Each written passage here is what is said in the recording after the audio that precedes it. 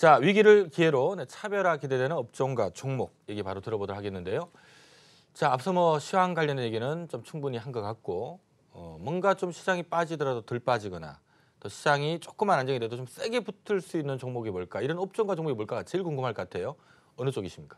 저는 한 두 가지 정도로 볼 수 있지 않을까 이렇게 생각되고 있습니다. 하나는 이제 첫 번째 방탄소년단 관련주 네. 여기에 한번 포커스를 맞추고 그다음에 또 한 가지는 역시 보험주에도 한번 좀 포커스를 맞춰보자 이런 이제 말씀을 드리고 싶은데 일단 최근에 어떤 그 산업의 어떤 동향을 보면은 제조업은 지금 현재 여건이 불리한 입장에 있다 이렇게 저는 보고 있습니다. 최근에 투자가 일어나지 않는 것도 그만큼 기업의 경기가 좋지 않기 때문에 이런 현상이 나타나는 것이다 이렇게 우리가 보는 것이고요. 또 지금 이제 금리를 갖다 또 인상을 갖다가 하게 된다면은 어차피 이번 달 아니면 다음 달 인상하게 된다면은 사실상 그렇습니다. 아무래도 금비용 부담이 늘어날 수밖에 없고 그 상태 투자를 갖다 하기도 또 쉽지 않다. 이렇게 봐야 되겠죠. 자, 그렇게 이제 본다면은 제조업은 상당히 좋지 않습니다. 그리고 제조업 제품 만든 것을 갖다가 미국으로 수출하는 것도 지금 보호무역주의에 의해서 또 막혀 있고 또 중국하고 미국 무역 전쟁 속에서 중국 제품들이 미국으로 수출이 안 되면은 중간재를 우리 중국으로 수출하는 것도 역시 막히게 되는 것이고 이러한 여건 속에 있다 보니까 제조업은 그만큼 참 불리한 여건 속에 싸우고 있다 이렇게 이제 우리가 봐야 되겠죠. 그런 상태 더군다나 이제 가장 이제 핵심적인 종목인 반도체마저도 지금 4분기를 기점으로 해서 이제 꺾일 것이다 이런 이야기 나오면은 상당히 부담이 좀 클 수밖에 없지 않나 하는 생각됩니다. 그래서 일단 제가 볼 때는 서비스 쪽에 포커스를 맞추는 게 제가 볼 때는 맞다고 이렇게 보고 있습니다. 역시 BBC에서 일단 이제 이야기하기를 방탄소년단을 갖다가 비틀즈에 비유하고 있다 이렇게 제2의 비틀즈다 이렇게까지 이야기를 하고 있거든요. 물론 아직까지는 이제 거기까지 가지 못했지만은 초입 단계에서 보면은 비슷하다는 이런 이제 인식들이 많이 있습니다.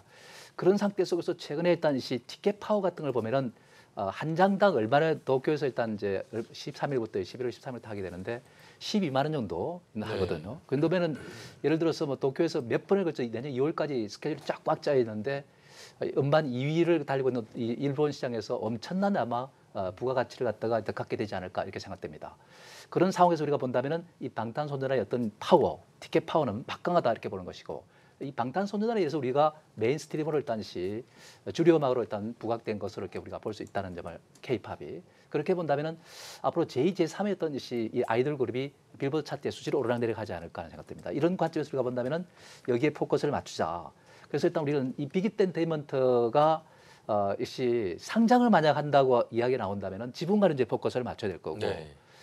사업과 관련한다면은 역시 일본에 일단 계열사를 두고 있는 키스트가 아무래도 일단 여러 가지 티켓이라든지 각종 이벤트를 갖다가 일단 대리해서 일단 하는 거니까 수익성이 그만큼 좋아질 수 있는 여지가 있다 이렇게 봐야 되겠죠. 그런 점에서 본다면 이 키스트 같은 종목은 일본의 DA라는 계열사를 갖다가 두고 있기 때문에 이 방탄소년을 갖다가 이제 관리하는 거죠. 그렇기 때문에 아마 좀 유리하지 않을까 하는 이런 이제 말씀을 드릴 수가 있겠습니다. 그다음에 이제 보험주는 지금 미국에서 금리 인상하죠. 우리도 금리 인상하죠. 이 금리 인상 갖다가 쭉 꾸준하게 해 나간다면은 자산의 어떤 운용 수익이 꾸준하게 나올 수가 있다. 보험사들은 주로 이제 장기적으로 일단 보유하고 만기까지 보유하는 생각이 있기 때문에 그렇다고 일단 봐야 되겠죠. 그래서 일단 우리가 긍정적으로 일단 볼 수 있는 그런 여건이고 특히 선보사들은 이제 손해율이 그만큼 많이 올라갔기 때문에 이것을 갖다가 좀 낮추려고 보험료를 갖다 올릴 수 있습니다. 보험료는 분모고 보험금은 일단 분자에 있죠. 그래서 분모가 높아지기 때문에 손해율을 갖다 낮추려면은 보험료를 또 많이 걷어야 됩니다. 보험료는 바로 보험사 입장에는 수익이죠. 자, 그런 점에서 우리가 본다면은 이 선보사들이 보험료 인상에 대한 기대감을 갖다 또 한번 반영하면서 또 움직일 수가 있지 않을까. 한국에서 11월이나 이번 달 금리를 갖다 인상할 가능성도 있는데 그것도 일단 긍정으로 일단 볼 수 있지 않을까 싶습니다. 그래서 이 보험주는 삼성화재, 현대해상화재 같은 이런 종목, 그다음에 이제 방탄소년단 관련 키스트 같은 사업 관련주에 포커스를 맞추는 것도 좋을 것 같다는 생각이 듭니다.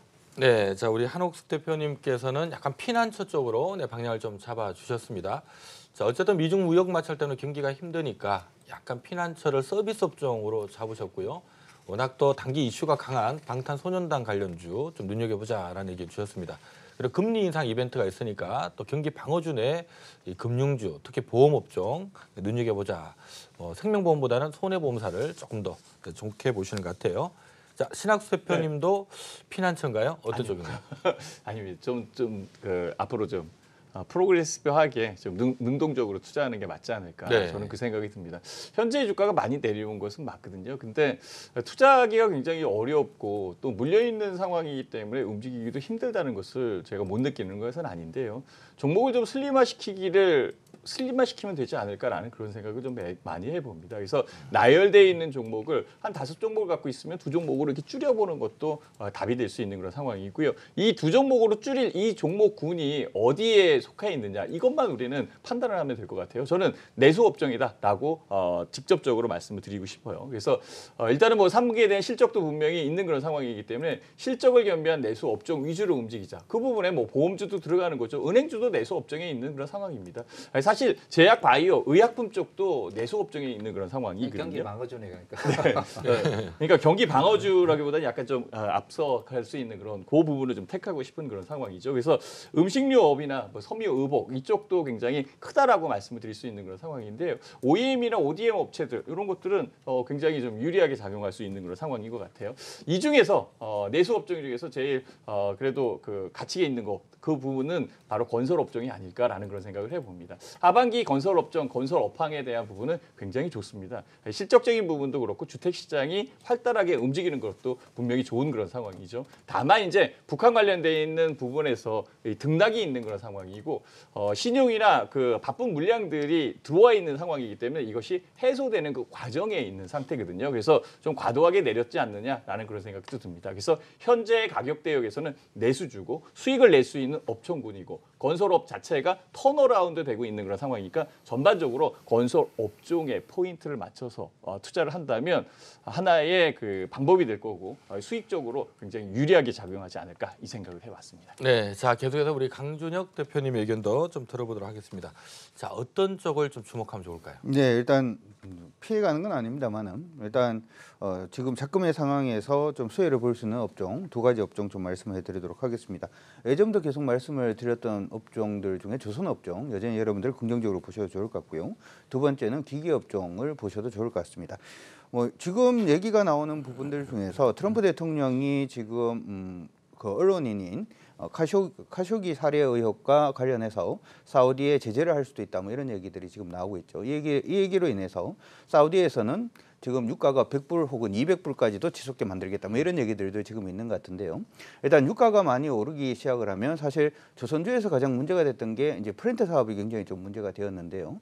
이런 부분의 수혜도 충분히 이제 플러스 알파로 작용할 가능성이 높고 에너지 부분에 의해서 기존의 이제 LNG 부분의 어떤 상황이라든지 하는 부분은 지속될 가능성이 높고 이러한 부분에서 가장 기술력을 가지고 있는 대우조선해양 같은 경우에도 여러분들이 좀 지속적으로 관심을 가져두시는 것도 좋을 것 같습니다. 조선주 얘기는 제가 거의 한 달 이상을 계속 언급을 해드렸기 때문에 오늘은 조금 새롭게 기계업종도 여러분들께 좀 말씀을 드리려고 하는데요. 최근에 이제 그 미국에서 얘기가 나오고 있는 것이 중국의 1대1로도 한번 막아보겠다 뭐 이런 얘기들을 하고 있는 것 같습니다. 그래서 미국에서 그 올해 초에 이번 달 초에 우리 돈으로 한 67조 원 정도의 자금을 지금 모아서 1대1로를 대항하는 어떤 인프라 투자라든지 하는 부분에 나서겠다 뭐 그런 얘기들을 지금 하고 있는데요.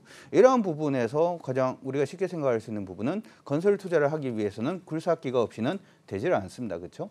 특히나 이제 두산 인프라코어 같은 경우에 올해 상반기에 굴삭기 가격 인상 이후에 좀 점유율이 떨어지는 그러한 모습들도 일단 있었습니다만은 최근에 다시금 점유율을 회복하는 그러한 모습들도 보여주고 있고요. 현대건설기계도 역시 마찬가지의 모습입니다. 주가가 최근에 시장 조정으로 인해서 같이 조금 조정을 받고 있는 가운데 일단 기계업종도 여러분들이 반드시 좀 보셔야 되지 않을까 싶습니다.